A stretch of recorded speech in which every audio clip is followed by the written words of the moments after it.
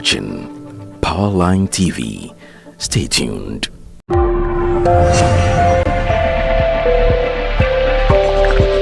You are watching Powerline TV. Stay tuned. Welcome, ladies and gentlemen, to another episode of the Kickstarter Series. The Kickstarter Series is an opportunity for us to give you lessons on how to kickstart your professional journey. Lessons, we have talked about entrepreneurship, we have talked about how to improve yourselves in the job market and position yourself to excel in your career. So this is the Kickstarter Series.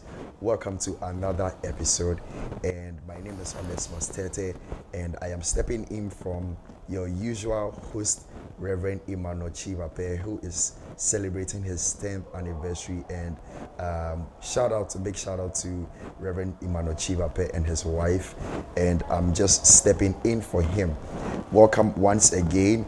And just as we always do, we have two wonderful guests in the studio this evening who are going to help us with our conversation tonight. And tonight's topic is on entrepreneurship. How to start a business whilst you are in school as a student.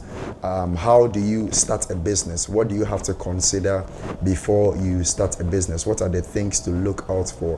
What are some of the challenges that you will face in your journey when you start a business? And what are some of the things that motivate somebody to become an entrepreneur? So it's going to be a very exciting conversation tonight. So don't be left out. Don't stop. Don't break the conversation. Let's enjoy the conversation. We'll take a short break and then we'll come back to introduce our guests. To all women, I ask this question: what kind of woman do you desire to be? And to all men, what kind of woman do you wish to associate with? In this book, you will receive insights about the kind of woman who positively influences society and valuable lessons on how to be the kinds that God desires. This kind of woman, associating with the right kind. Grab your copy from all major bookshops, online at royalhousechapel.org, Amazon, iBookstore, Barnes and Noble. They all belong to you. My question is, are you sure you prayed and God said this is the woman for you? Or because of the friendship and the level of Christianity, you believe that, oh, she's a good Christian? And the general advice is that if both of you have an S in your blood, then it is not advisable to continue the relationship into marriage, because you are likely to have children with S's. Now listen carefully. Infertility can be both from the man and the woman. So if you're a young man, you're a young lady, and you are in a relationship, the man is slapping you, he's yelling at you, the woman is throwing hot water at you, and all of that, I think as for this one, don't go and ask whether it's the will of God. Move on.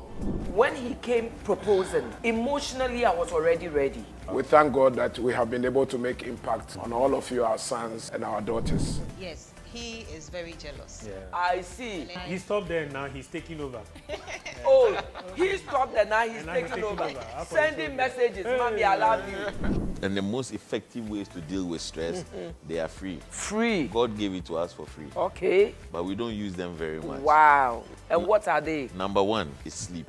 Hey, my God. You need to find out something that he enjoys, and then you can spend the time discussing that, and that brings the excitement and then the love that he's looking for. My granddaughter, when they did the career day, Yeah. was looking for spectacles to wear. Looked everywhere and they were running late. The father said, don't need it.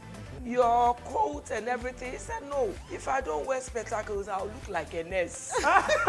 Reverend Thomas, what led you to go to her house? I like tall girls. So I saw a very tall lady, had a beautiful smile, had a beautiful attitude, and that was just enough for me at the time. You know, I was very attracted to what I saw in the food I ate. Ladies who do not know how to cook. People are getting people through jollof, my darling.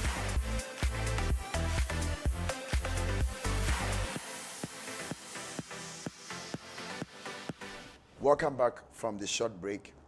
Our first guest is a lady deacon in Royalhouse Chapel She graduated from Kwame Nkrumah University of Science and Technology, where I'm studying political science and social work. She also did a master's in facilities management, also at Kwame Nkrumah University of Science and Technology. She currently works as a facility supervisor at Ghana Airport Company Limited, is happily married, and is also a multiple award winner. In the conversation, she will tell us the awards that she has won and the number of awards that she has won. She's a multiple award winner, and she also has a business, Anwa's Big House and Bouquet Glamour by Anwa. Our first guest for tonight is Lady Deacon Anwa. Lady Deacon, you are welcome to tonight's show, Kickstarter Series. Thank you. How has your week been? Very stressful. Very stressful. Yes. I can imagine the work as a facility manager, facility supervisor. I'm sure it entails a lot. So you're welcome. You're welcome. Thank you. Our second guest for tonight is the CEO of King's Hub. This is a friend and a brother. He's the co-partner of Get Bites and the Royal Experience Event Services. This man, he does a lot of things. He does a lot of things. He is also the visionary behind Brilliant Minds, which is an initiative dedicated to offering educational resources and certified online courses to students. And currently, he works as the executive assistant at Glam in Inches and serves as a coordinator at Rusa University of Ghana. He holds a degree in economics with mathematics at the University of Ghana. And due to his passion for entrepreneurship, he is committed to building businesses that go beyond profitability to make an impactful meaning to their society. Our second guest for tonight is David Ahimfo. David, you're welcome.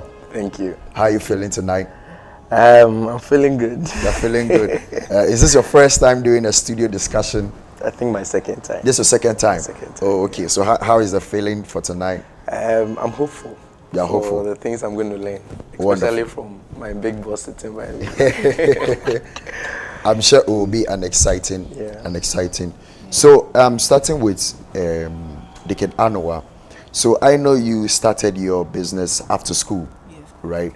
So what motivated you to start this business, especially a business that has to do with catering and preparing, cupcakes and cakes and all of that? What motivated you to go into that particular aspect of business in combination with the work that you do at Ghana Airport Company? Okay, thank you for the question. Personally, I've always loved to organize things for people, and it got to a time I realized, some of the things most of the time I use for these parties. So I'm the type that when my friends have birthday parties, they'll just give me the money and I would organize. Bachelorette party, I'll be there. So one day I sat down, I'm like, this kind of things I do for people, I think I can actually make business out of it.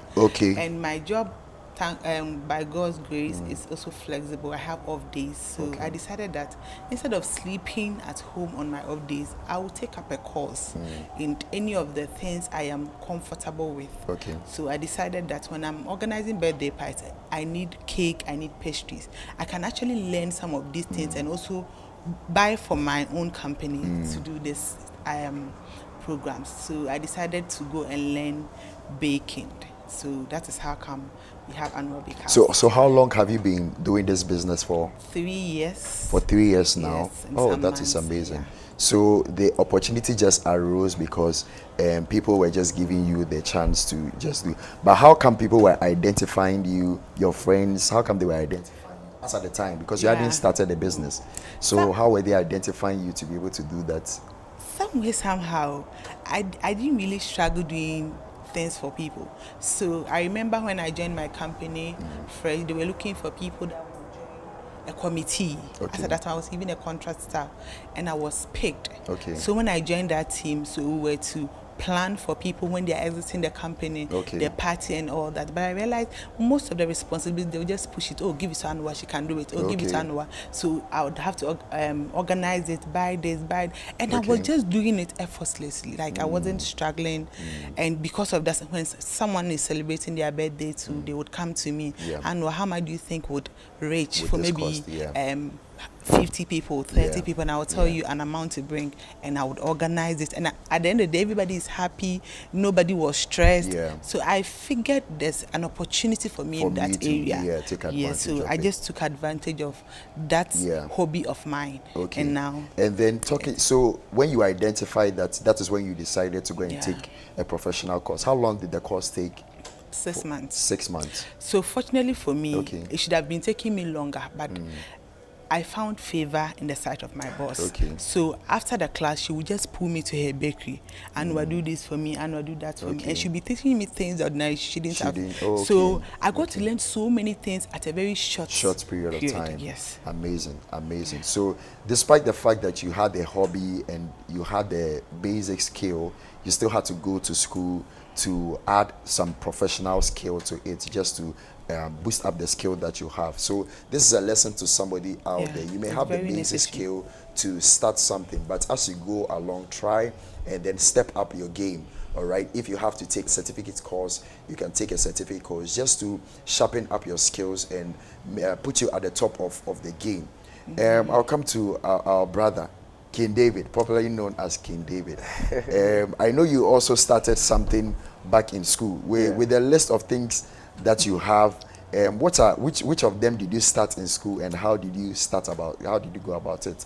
Okay, thank you. I would say the King's Hub. The King's Hub, okay. On campus, it wasn't the King's Hub. It was King's Store. The King's Store. Okay, For a so you reason. started from the King's Store, Exactly. and it's now the King's Hub. Exactly. Hey, okay. So as King's Store, I was selling duvet, bed sheets, pillow, student-size curtains, shower curtains, shoe rack, etc.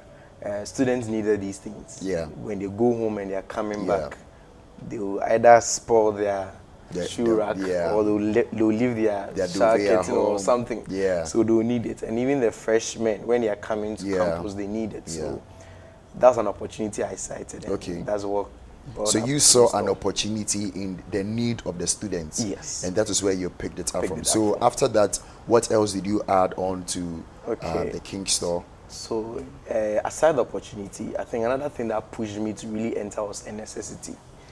Come again? A necessity. A necessity, okay. Yes. I wish I wouldn't have done business on campus. Okay. Because like you mentioned, the course I was doing was heavy load already. Yeah. But my dad was not supporting on campus like that. Not because he didn't want to, but because he didn't have the means. Exactly. Okay. And we understood that.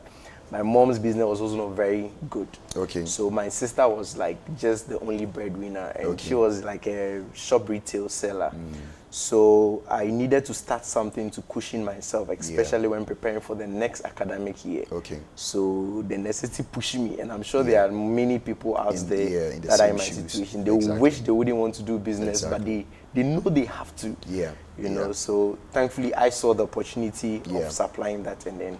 So how did you go about it? Now, talking about the supply chain, how did you go about procuring the items and then selling them to the people? Were you importing them from outside? If you were importing them, where were you getting your people from? Where were you importing it from? What country? How did you get the connection and all of that? Talk to us a little bit about the I think maybe supply you're chain. prophesying to me. So I received it, but I wasn't imported. Okay. I was drop shipping. Okay. So there are some shops in town that normally give products to people at wholesale prices. Okay. So now you don't have to gather a big amount of money to go and buy 12 pieces of item before you get it at the wholesale. Okay. So they give it to you, and they even do video or pictures of the items. Then they send to a page. Then you just repost. So on campus, I get the pictures for free, I get the video for free. I don't have to pay for content creation. And then when I get it, I repost. And then when I get an order, all I do is I gather for the week, and then I get maybe 2 days in a week. On campus, it was Saturday and Wednesday, because these 2 days were market day. So Saturday early morning before my 7:30 lecture, around 5 o'clock I'm away. You know, I go to town and I go and gather all the orders I have for the week, and then maybe Friday evening or from Saturday to Wednesday to Friday, I deliver them. So you were doing the delivery yourself? I was doing it myself. Doing the procurement yourself? Exactly. Wow. And that was a challenge. Wow. I'm sure we will talk about that. Yes, we will definitely talk about that. Now, for Anowa, in starting such a business, you definitely need some capital to be able to start your business. Now, in somebody in a similar situation, somebody might want to start a business of sort. Where did you get your capital from, and where can they also find capital to start a business of them for themselves? Yeah, this is very important question. Yeah. One thing I've noticed is that most of us, the youth, most want to get it all before we start a business. Okay. But that is not how to go about it. Okay. When I wanted to start mine, people told me you needed a shop, you needed this, you needed that. But I didn't have a shop. Okay. All I asked was my landlady to give me a piece of land close to where my kitchen was. And I bought a small tent, covered it, and turned it into kitchen. Wow. And that is where I started for almost a year before I was able to rent a 2-bedroom apartment. Okay. Moved. So still we do it in the house. In the house? Yes. Okay. So you didn't really need so much yes. I to feel start. as a business person, you need to grow yourself to a certain point. Okay. You can't just start big like that, especially if you don't have the means. And you don't have to also kill your dreams because you think you don't have the means. Start small, start from somewhere. When I started, I was using hand mixer. It was, I think, 4 liters. Now I have mixers up to 30 liters. Wow. Yes, so if I was looking at 30 liters, then I wouldn't start because after that I didn't have 30 liters money. Yeah, that's. But when you start small, by the time you realize you are buying the thing small, until you be able to. And that is really in alignment with our theme for today, because the theme is start up from nothing. So you basically didn't really have much to start whatever you wanted to do. But with the little that you had, you found a way to just start. So please, you don't really need 30,000 Ghana cedis to start something. You can start very small, little by little. You build the blocks, and then you move on from there. So David, for you as well, you especially, because you were a student at the time, and your business had to do with procuring the items and then selling to the people. So how did you get that initial money, or let me say capital, to be able to procure the items and then deliver to the people? And then I'm sure the money you get, that is where you put back, and then it flows from there. So that initial startup money, how did you come about that? I think I never got initial startup. I just started. Okay. I don't remember my first customer. Okay. But when I started, this was the idea. You have to pay a percentage of the amount of the product you are buying. So if the product costs 100 cedis, pay like 60 cedis, so that I can just top up something small if I have to, then I can get it for you. So it doesn't put pressure on me. But over time, that also became a challenge because customers or students want to pay on delivery.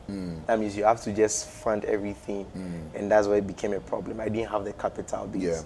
So, of course, I lost some customers in the process. But yes, that didn't stop me. Like Anowa just said, you not having the capital shouldn't kill the business. And that's very, very true. You know, you not having the means shouldn't kill the idea. Okay. Just start from where you are. So that's what tests your creativity actually.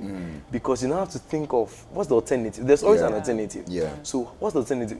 Do you even have a friend on campus that has that amount of money? Because I remember at my time, I had one roommate ask me that, Charlie, how can I invest in your business? Wow. You guess that was after I've started. But let's just say that I'm starting and I needed really some money to just start something.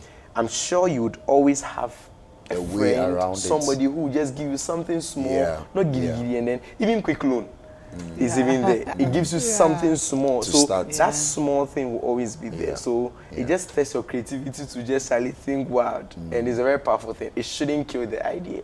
So That's yes, amazing. there was always a way. That's amazing. So in that case, how were you checking the quality of the goods that you were getting from the people? Because you were relying on somebody to supply to you. So how were you checking the quality to make sure that the goods that you were getting were to a very good standard that will satisfy the customers that you are supplying to, because they will also have to come to the level where they can trust you and they know that, okay, this guy, if I should buy something from King's Store or from King's Hub, is going to be of a top-notch quality, and that will keep them loyal and keep them coming. So how were you checking the quality of the products that you were getting? Okay.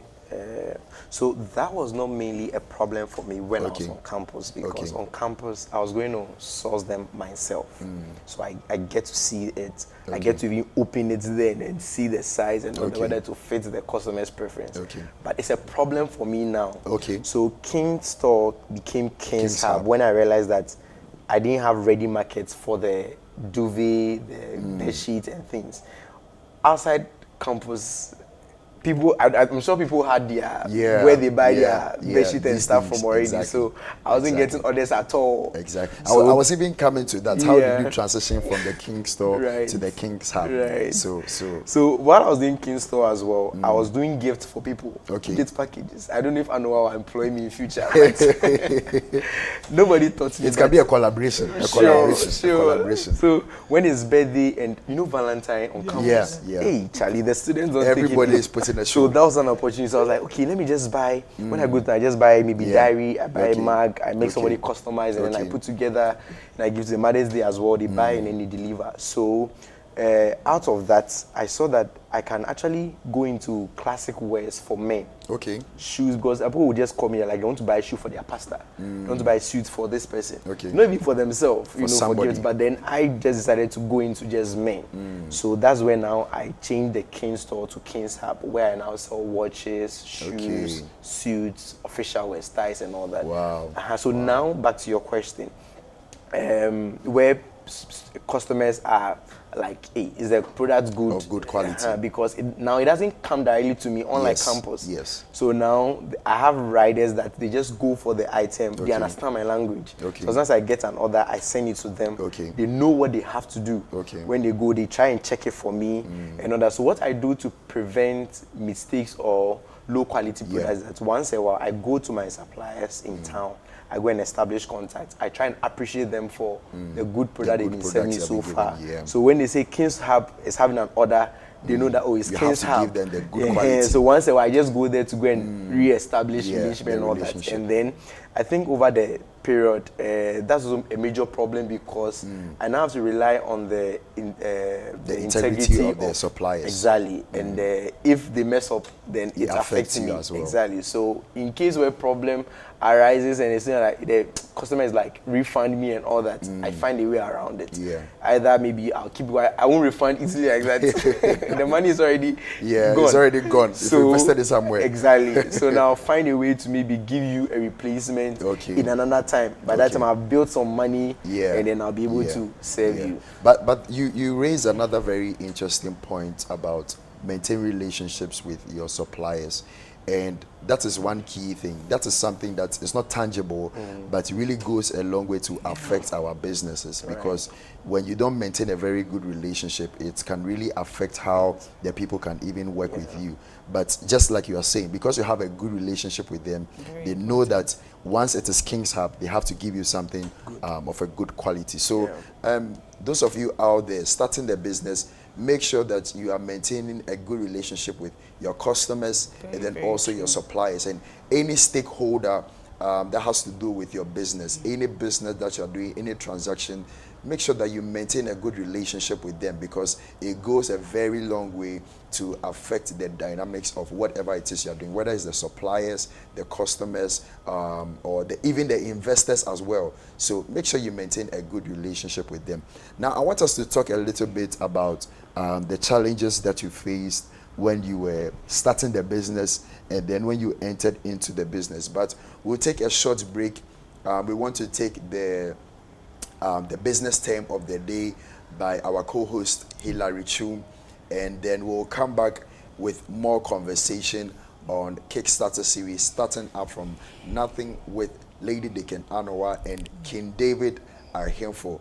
You can send in your comments and your questions to +233 2021 21233.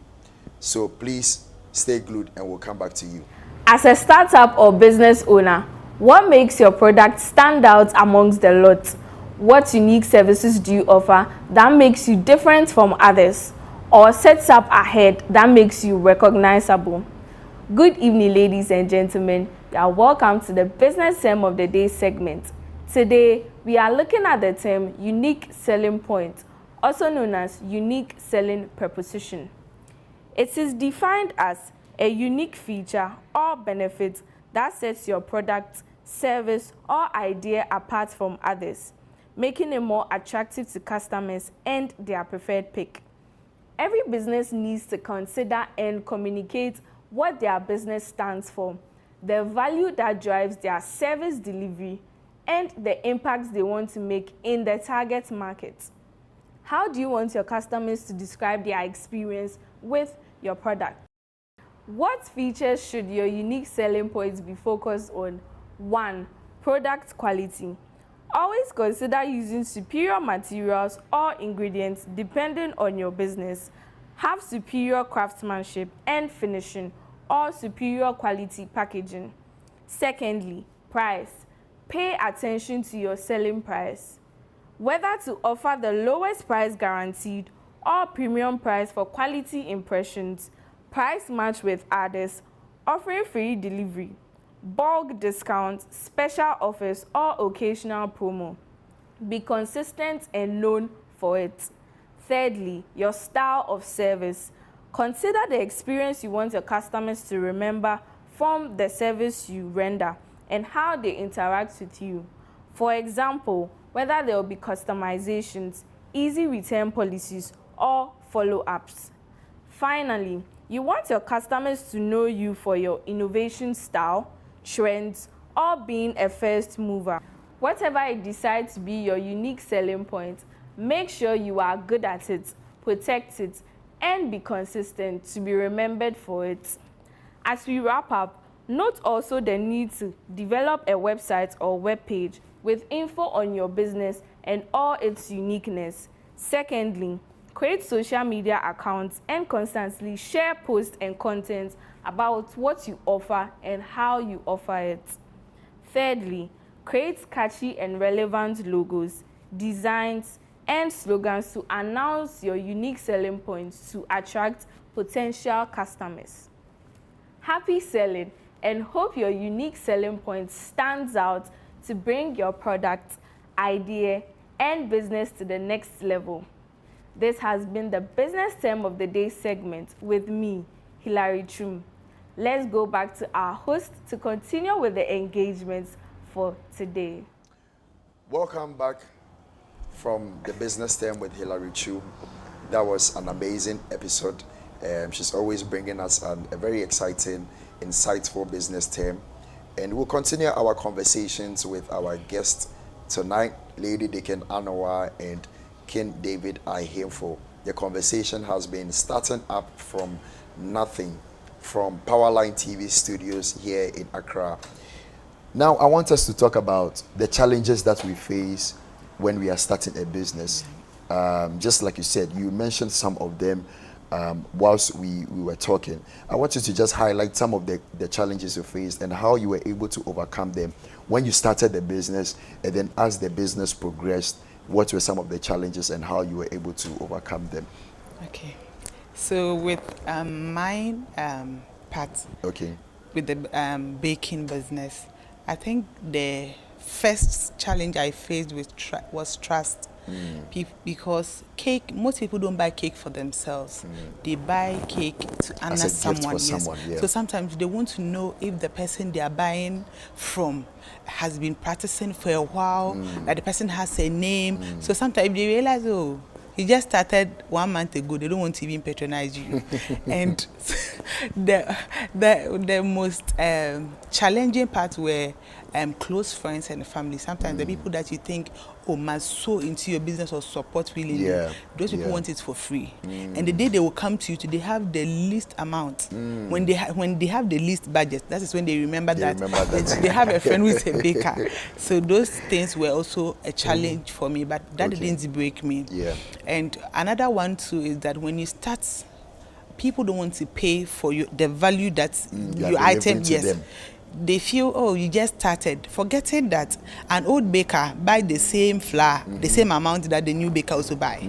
They forget that the sugar price is the same for the new baker and the old. Butter is the same price. But they want the old baker to take higher and the new baker. So when I started, it was very affordable. Every day I was getting orders. But I realized I would go to market and I come back with nothing. So I was just working for just market. You weren't getting any profit. So it got to a time I realized, no, I need to break the things I do down. Okay. It's better to get 2 customers and make profit than to do 4,000 and make nothing. No profit, So I started putting pen and paper to the ingredients that I need for a particular maybe size of cake. So this cake, if I prepare this size, everything will cost me 200 cedis. At least if I sell it to 20 as a beginner, it's okay for me. And one thing to beginners, most of them are profit oriented. Some people want to start today, the next day they want to make their money. Yes, it doesn't happen like that. Sometimes start small. Build your clientele. It will take some time. Yes, as time goes on, the people will come, and when they come in their number, that's when the profit will start. So you shouldn't run at a loss, but at least break it even. Whatever you invested, you should get it back with some little profit on it. And with that, you'll be able to. Friends will not support you, but that shouldn't discourage you. Family, sometimes they won't. The people that you trust most sometimes won't support you, but that shouldn't discourage you. Always pray to God. When I started, it got to a time I needed to pray to God to change my clientele. Like I realized the people that I'm selling to you, they weren't helping. Yes, because they only come with least amount. I pray to God, and some way, somehow, God brought me different kind of that now if I mention amount, it's not now that they are going to bargain. Like people do bargain with you as if they are buying food. So you tell them the amount and they are also telling you what they will give. Meanwhile, it shouldn't be like that. By God's grace, now we have a fixed price that we give to people, and they don't even complain. They will just choose whatever that their money would be able to. Amazing. So don't be discouraged when people are not supporting you. When you have a clientele that they are not bringing you enough money, you can pray to God. God can change the people who are coming to you. So don't be discouraged when you start, you are not getting profit. Just keep pushing in, keep praying, keep doing your best, and very soon you're going to get better people, you're going to get more people, and then you can increase your profitability. So say, David, back to you again. What are some of the challenges that you faced back on campus, and even now as you are running your King's Hub and your other side businesses in addition? I think I resonate more with Anoe's problems. Okay. You always have people who would bargain. They want to bargain. And you know, the worst part, they think that you are making some huge profit on what your price are giving them. Not considering that the economy and things are going up. So it happens a lot, with somebody's buying a watch. And he wants good quality watch. In fact, he wants he doesn't want to pay for it. But he doesn't want to pay for it. And if you go and get him something, Charlie, with his budget, he'll give you complaints. You see, so I resonate with her problems too a lot. And then another thing is because I do dealing items that come from outside the country, the dollar rates really affect. Charlie. In just few months, an item for one of the items I saw, the Frank Perry shoes. I mean, me myself, the wholesale price scares me. You see, so the dollar price affects us a lot. I don't know for Anoa, but for this one, it really affects. So that's a major challenge. And then when I came out from campus, I thought I'll be able to still manage with my small capital base thing. But I realized that the outside market is very competitive. And trying to scale upwards with that little capital doesn't really. So that's when now the pressure of you having small capital really becomes a reality. You're like, Charlie, I need more money, to do scale up. to scale up. If I have to brand my packaging, if I have to do, that's when you feel it more. But on campus, it was easy go. So that was another challenge. And then I wanted to mention the receivable daytime, receivable time. Like people buy and then I'll pay it tomorrow. Mm-hmm. I'll pay it this one. Yeah. You know, Yeah. but meanwhile, you need that money because you are not all set up. So you need, and it's family, people, and friends that do that. You know. It's family, people, and friends. Yeah, they take chook on the ice. Oh, several times I have been on, when I was on campus, you buy something for a friend, you know that, oh, this is your friend, he understands your issue. When you come, you pay. And then you come and attend the person, Charlie, this is the total. And then they're like, hey, anybody didn't say, I'm like, oh, but I told you before I went. So it makes you look like as if you want to extort from them, but that's not the issue. So these things here, they are there. But like she said, I've noted it. You have to just change your clientele. You have to just that the people who need to buy your items are not those who are coming at the moment. So you just have to change a while. So yeah, they just buy it and then they buying on credit. There's also something that in the beginning you can't, because you don't have the clientele, the client base, you can't do it without them. They will just want to buy it and then later pay later. So that was also a challenge. But now we don't do it again. By God's grace, we don't do it again. Yeah, so I think these were the challenges. During when David was speaking, you made mention of competition and then branding. Yeah. And I know that in every industry there's a lot of competition. Yeah. There are lots of people who are baking. There are lots of people selling shoes and watches. There are lots of people. There's a lot of competition. So how have you been able to distinguish yourself to be able to reach out to some people still in the market with regards to branding your company, to set yourself apart from the other competitors? What are you offering differently from them to get the people in the market to come to you? Okay, so I realized I think 3-4 years ago, I realized most of the cake, people use buttercream, which is full of sugar. Okay. And now we've gotten to a point that people are so particular what they take in. Health conscious, yeah. Yes, so I decided to go with whipped cream. Okay. That is what they use for ice cream. Okay. So the vanilla ice cream we eat. So those are the things you use. So then people eat and they are like, oh, there's no sugar. Yeah. I even ate the icing. Wow. All along when I buy cake, I threw the icing out. But this one tastes different. So I was giving them something that they were not getting. But the icing sugar is less it's less costly. Yes. So that one won't cost you the baker. But if you're using the whipped cream, the whipped cream is very expensive. Okay. So it's better to use quality for your clients. Yeah. Sometimes there are people that are willing to pay for quality, not quantity. So even if the cake is small and it tastes good in there, and also as a baker, you should be able to mix your own ingredients. So your whoever you learn from will teach you, but used to put one or two things together to give them a taste that recipe. They won't get. So people they are eating cake, but they eat yours and it's different. So sometimes someone will call you, I ate your birthday cake at a program, I want the same thing for my mother. My father is celebrating that I ate your cake somewhere. Meanwhile, these people eat cake almost every day. But how come they eat yours? So it means you have to invest in the business you are doing. You don't have to compromise on quality. It's very, very important. Whether you're a beginner, that is what made me stand out. So I started at Noah Bakehouse, even though under a tent. If I tell you the kind of people I was baking for, sometimes I don't know the people. You don't even know them. But when somebody order, I will save their number, and later you watch their status, minister of this, MD of this company. I'm like, wow. And they will celebrate. After the celebration, someone will call you. Oh, they did a party at my office for my boss. The cake was so nice. Please, my mother's birthday this Sunday. Can you? My father's. So you got a time. Oh my God! Almost every day. I see someone is doing advert for me somewhere. But you weren't doing any adverts. I didn't even have a pull up or a. So that was even when you were still under the tent. Wow, that's amazing. And now, if I tell you the kind of people that I bake for, like sometimes I'm wondering, like, how did they even find? How did I even get here? Yes. So but if you don't compromise really on quality, I really like the fact that you were able to find something different from what is on the market, and that became your unique selling point. You know, and that is something that somebody should also learn.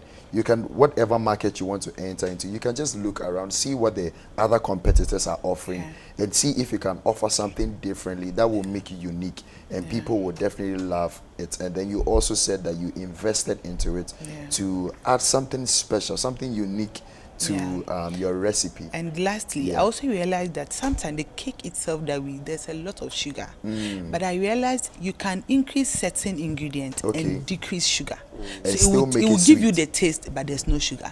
So now people eat your cake and there's no sugar, but yes, they can feel the taste of a cake. And that one alone, as it killed them. It is doing the magic for them. Amazing. Very soon we'll give you the opportunity to put your socials out there so that people can reach out to you when they want to get some cake for their proposals and their anniversaries and birthdays and all of that. David, the same question to you. With regards to competition, how have you been able to deal with the competition in the market, especially when it comes to selling of these goods? When you go to IG, there are plenty. You know, there are a lot of pages and shops that are selling these things. So how are you separating yourself from them to get other people in the market? So you see, this thing is not even the fact that they are playing. Everybody is now marketing online. So there's a chunk of stores online. I think I'm still dealing with it. So, but I think I concentrate more on delivery. I don't do Yango delivery because the Yango pricing keep going up. It fluctuates anytime. So, like I mentioned before, I have some riders who understand my language. So do they work in other companies, or you just have like a personal? They have their own. They have their own delivery. They work with Yango and both, I think. So, but you work with them not under Yango. Not under Yango. So when I call them, they try to prioritize my order. But I try to negotiate with customer. If it's not something they need urgently, then we can decide a time with the rider. Exactly. So then it lowers the delivery cost. And then ensures that the item is delivered in the same quality style it was. The package is not wet, you know, is not folded in a way. The rubber looks good. So that's what I do. So that because the competition is high, so the customers I need to make sure that the item is going to them in the right way that as possible. And then I try to also make every customer feel good in terms of packaging. If you order a watch and the watch doesn't, there's some watch that come in box, there are some that doesn't come in box. There are some that comes in original box. So the box itself comes with additional costs. So sometimes customer will be like, I want one without box. But I'll still find a way to give them a box.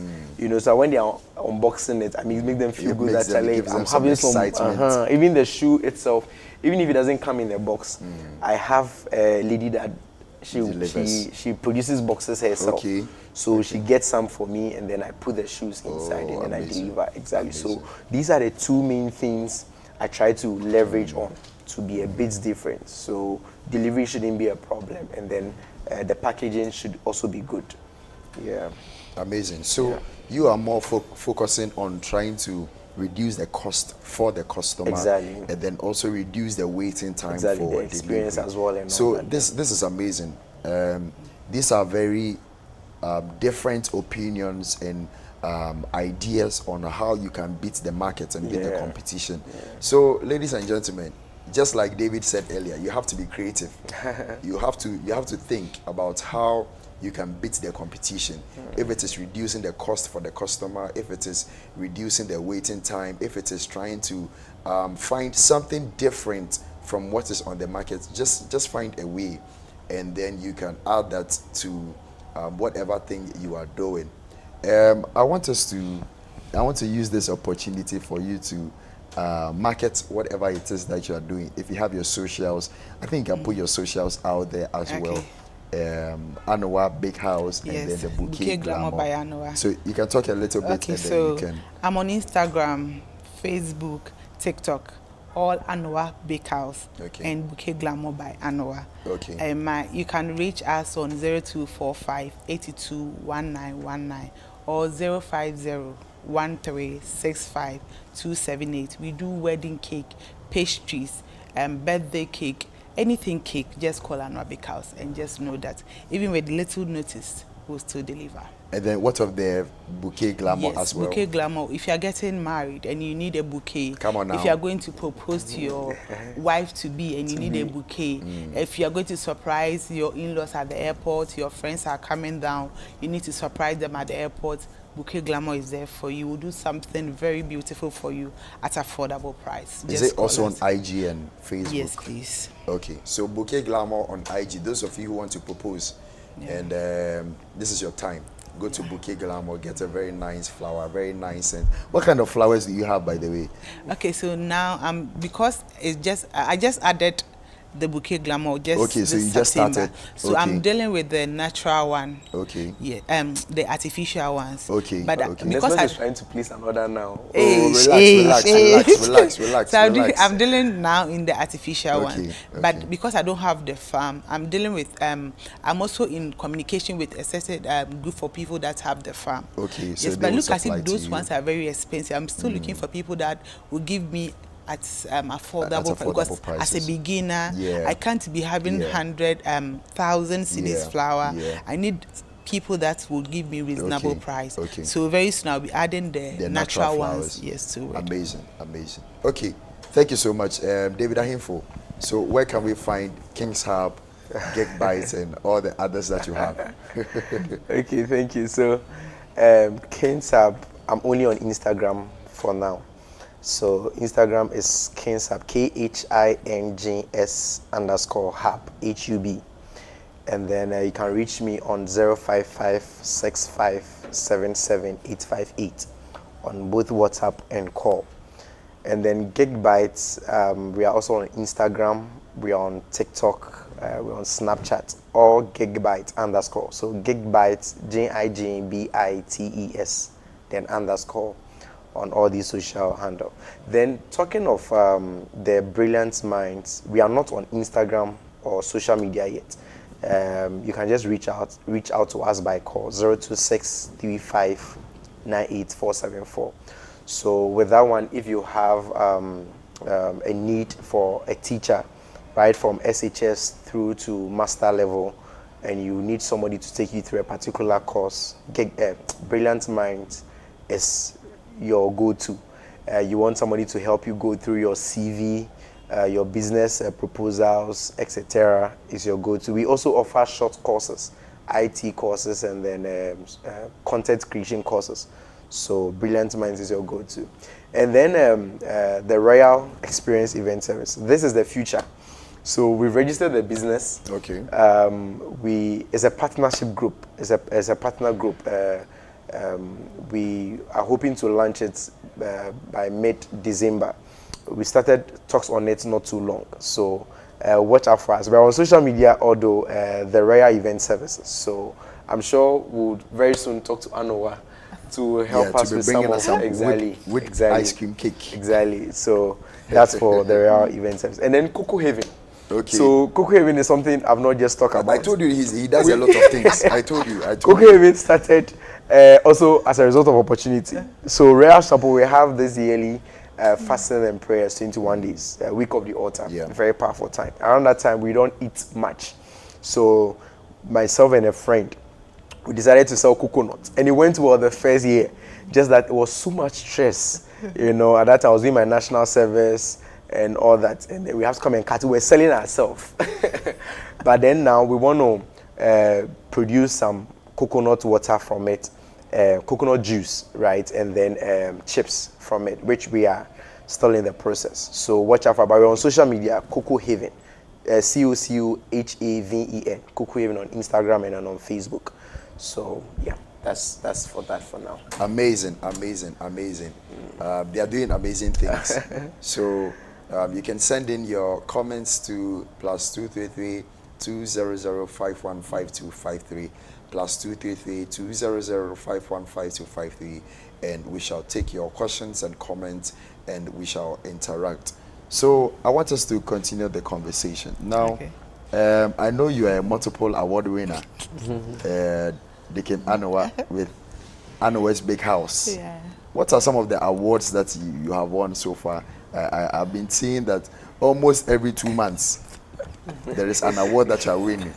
So now we receive award. I don't even remember. Hey, we receive the it. number. I receive it. And as it stands, I even have 2 more to receive before the year. Wow. So I've been awarded as the best young baker before, rising baker before, entrepreneur of the year. I've won 1 before as upcoming.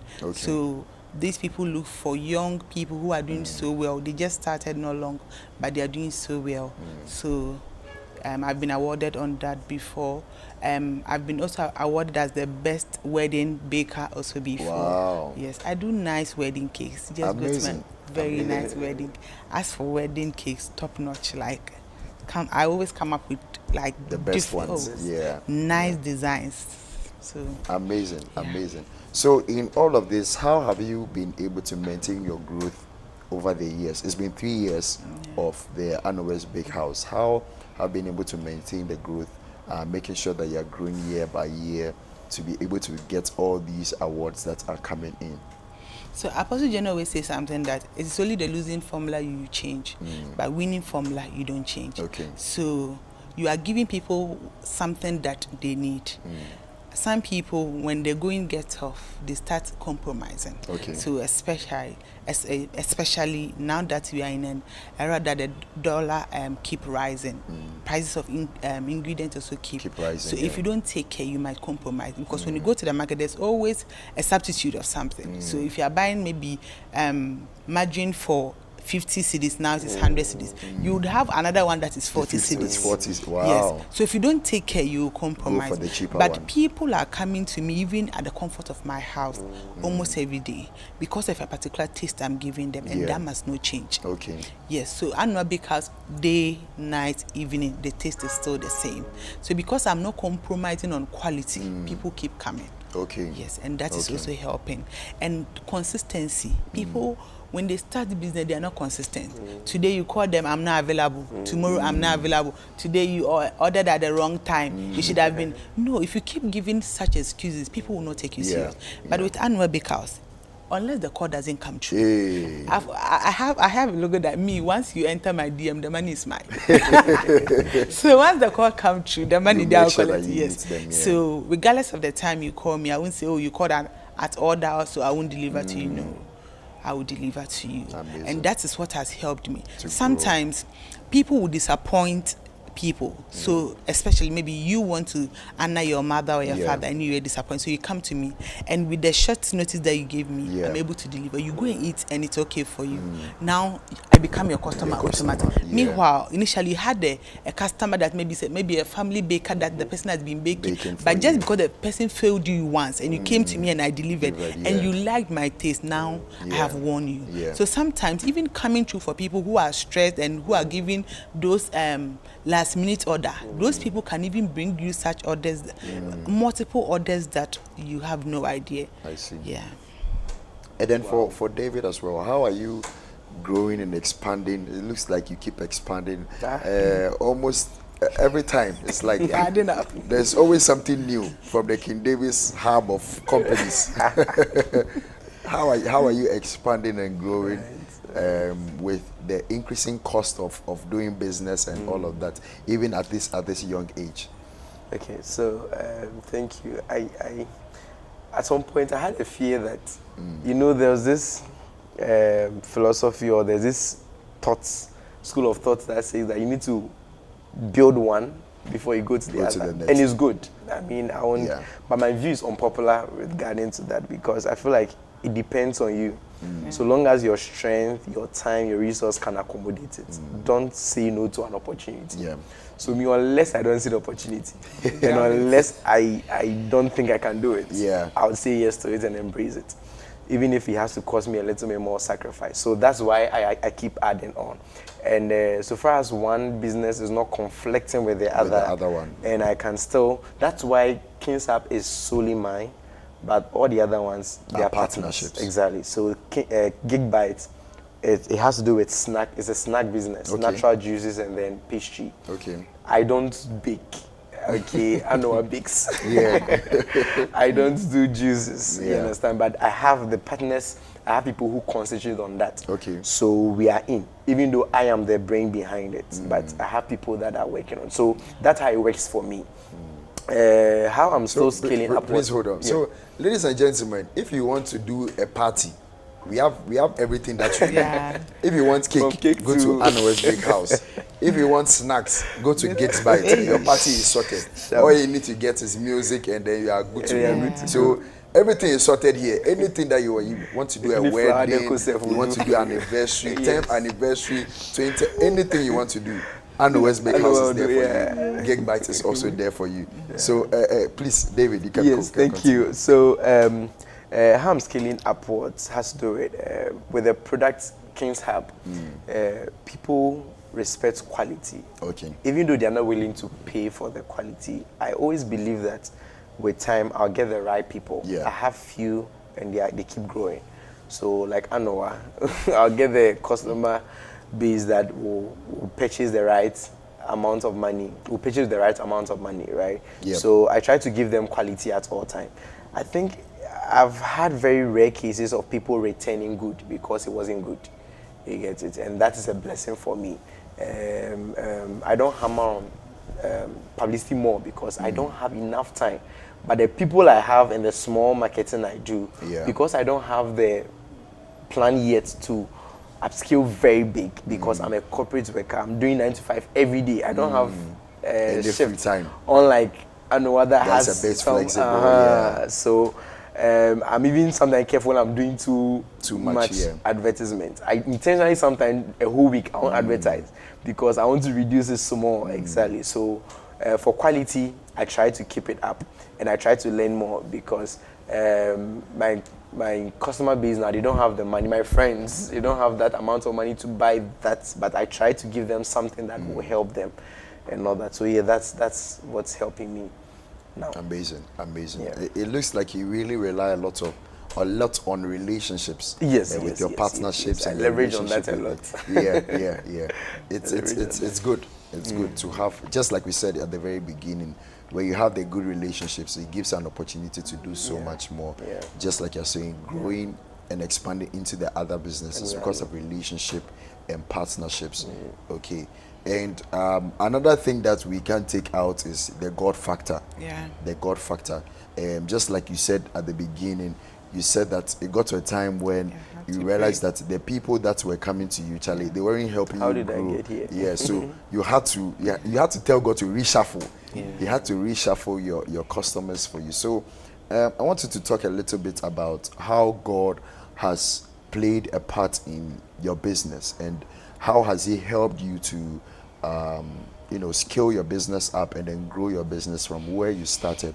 I just wanted to throw a bit more light on that. As for the God factor, if you want to talk about it, I don't think we even live here because the whole business and how it blew up like that, if it is not God, then I don't know who else. Because a business that you are doing under a tent, you don't even have a shop. And meanwhile, people have a shop that sometimes they don't even get orders and you are in the house. Every day God is bringing you people. Sometimes people even go and open shop. People are paying rent, would go and open shop and people are not even coming. But you are in the comfort of your house every day. People are calling you, I ate your cakes. Meanwhile, these people eat your cake every day. And I make sure when I'm baking, I pray over it that God, whoever eats my cake, let it leave a lasting taste on their tongue. That whenever they need cake, they will remember me. Sometimes you go to a party, the food is so good, but you come back and you be like, oh, this food there, when I have party, I'll call. The day you have party, you won't even remember them. But for somebody to remember you of a cake they ate 3 months ago, if it is not God, who else? So the God factor as a business person, you don't take it out. Because if you start with God, the Bible makes us understand that when you involve God in anything you do, you would eventually see His hands in whatever that you do.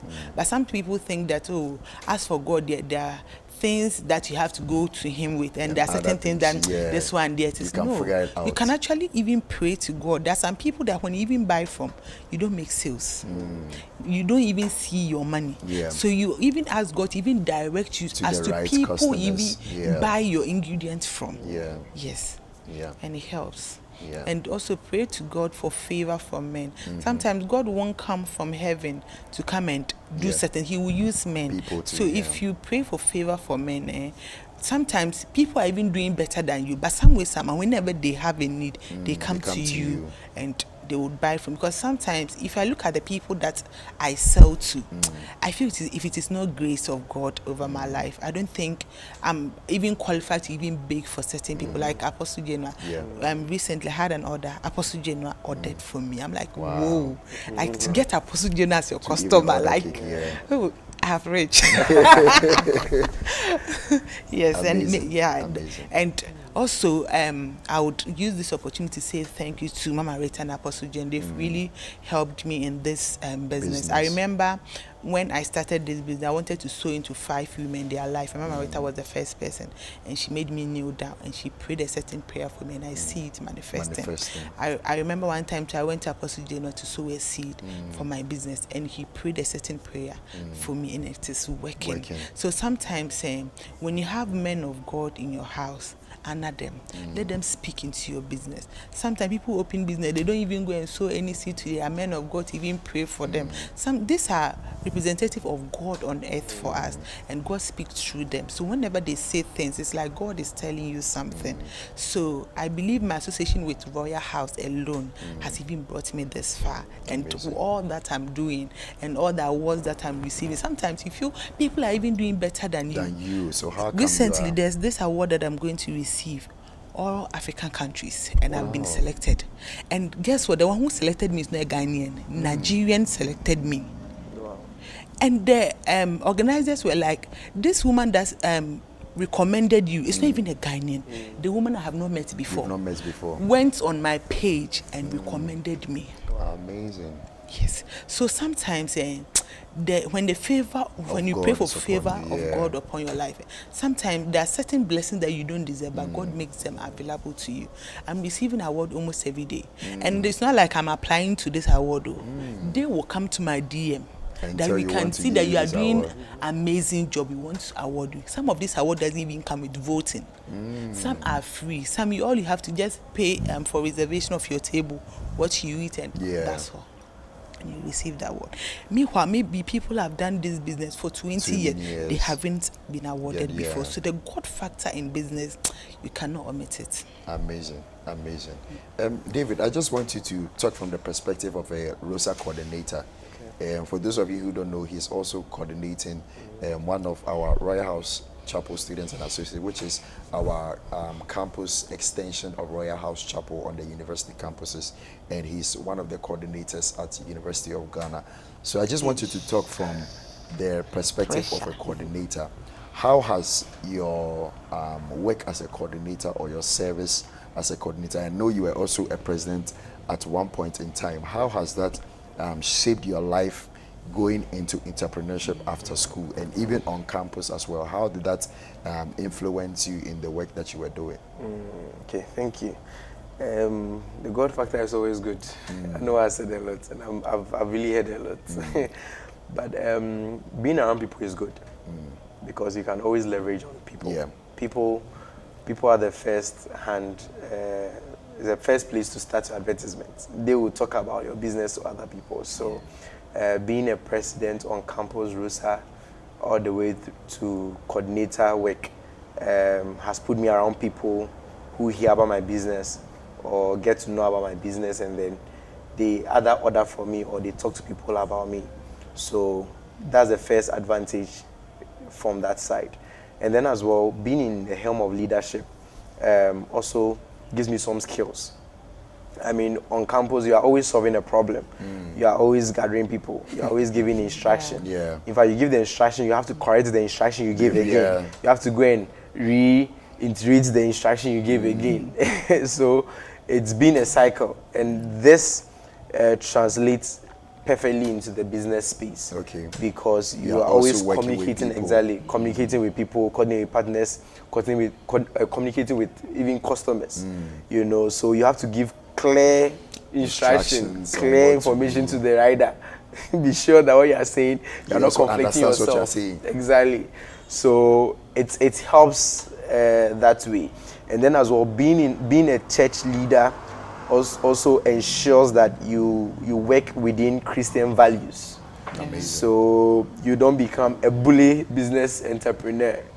You don't bully customers. You are fair. You are truthful to yourself and truthful to the customers. You are being humble in your speech even. When they are being impatient, customers can be very impatient and annoying.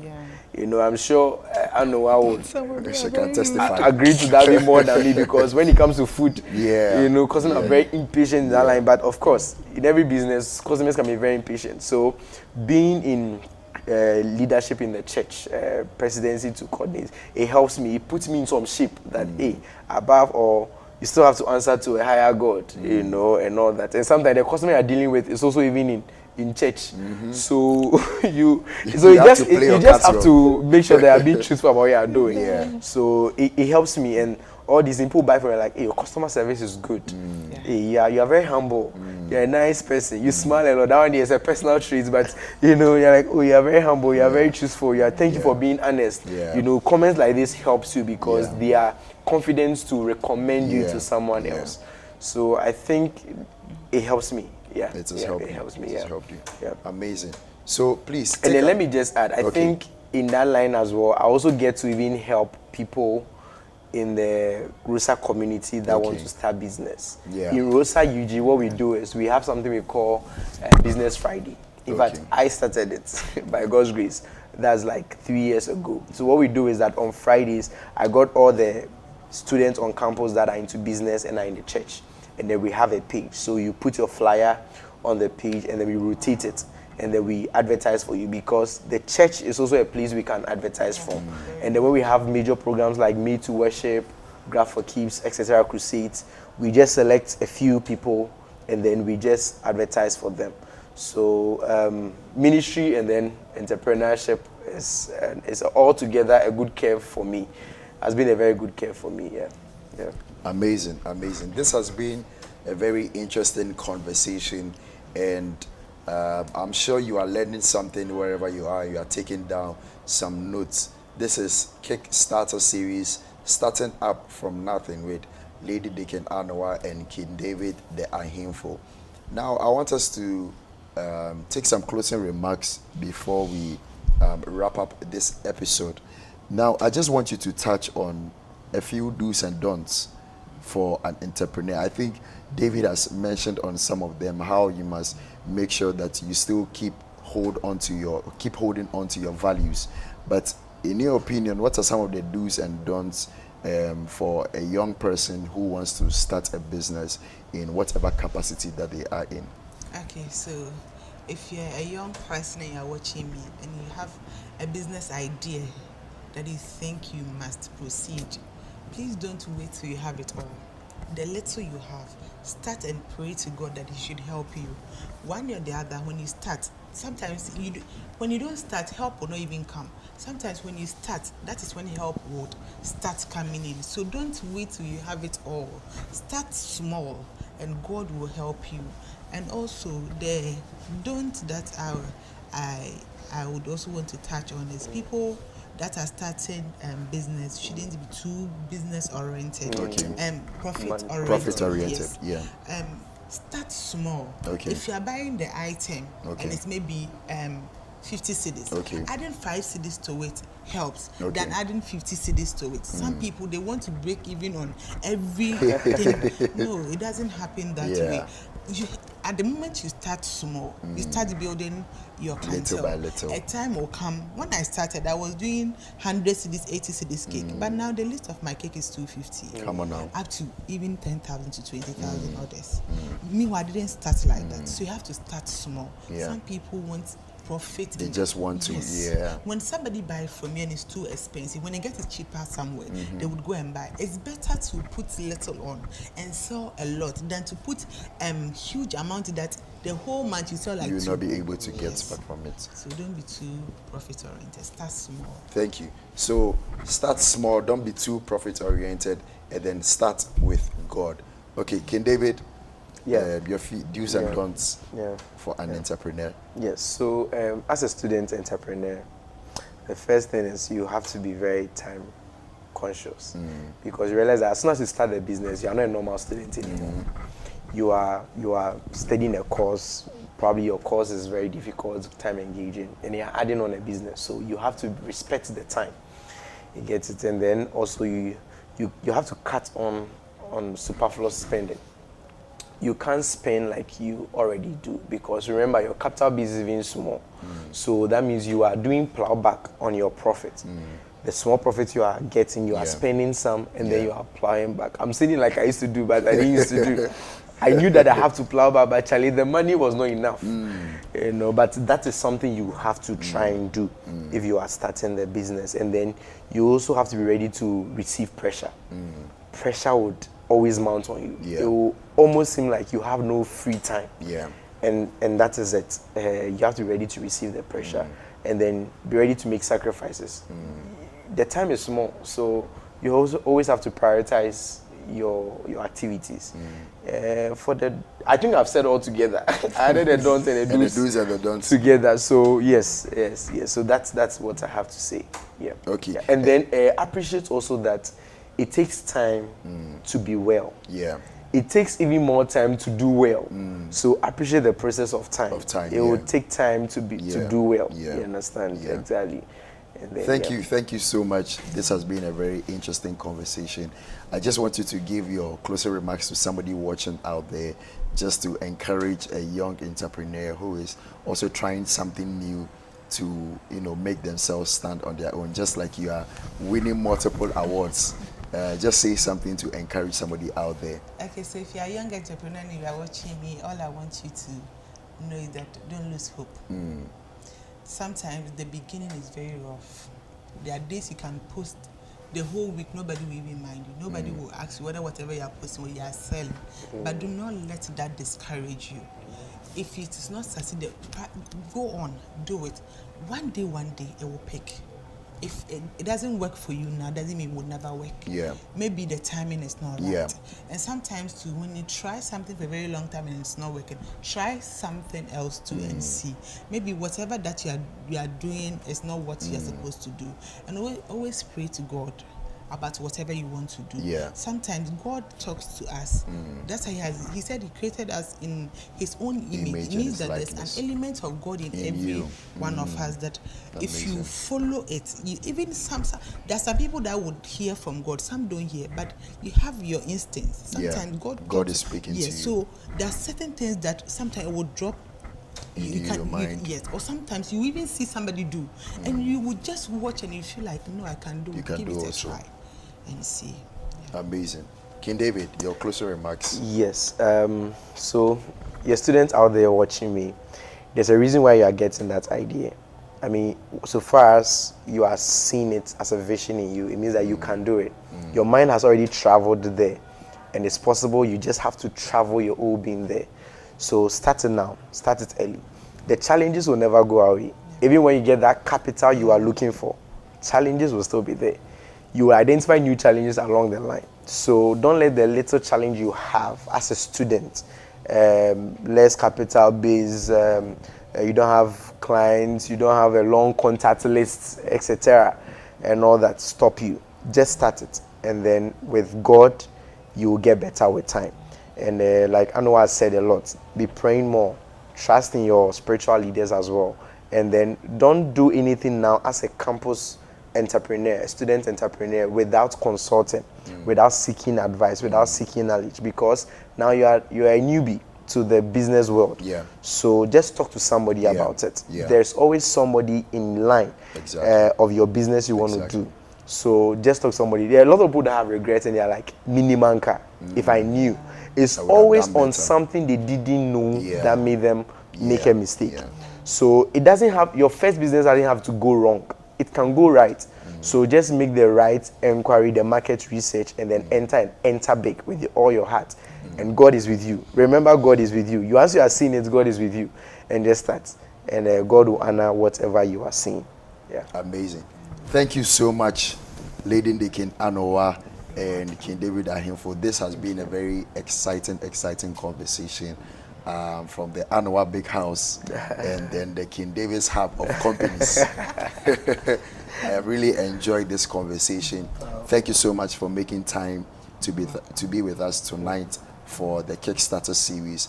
And thank you, viewers, for watching us from the comfort of your homes, from your workplace, wherever you're watching us from your bedroom, wherever you're watching us from. Thank you so much for tuning in. This is the Kickstarter series, and my name is Onesimus Tete.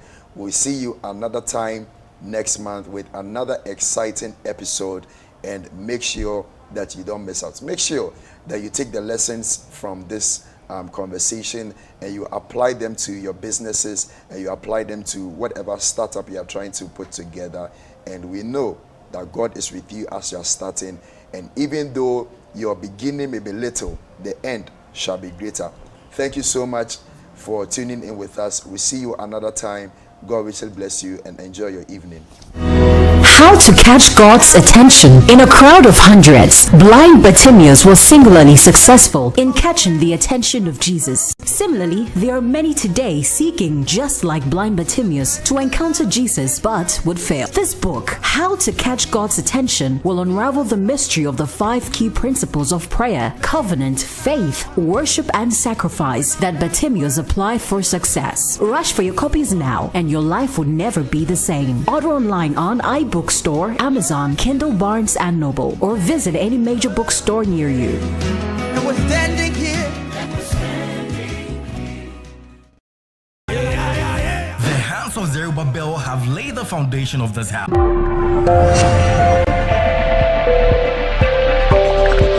You are watching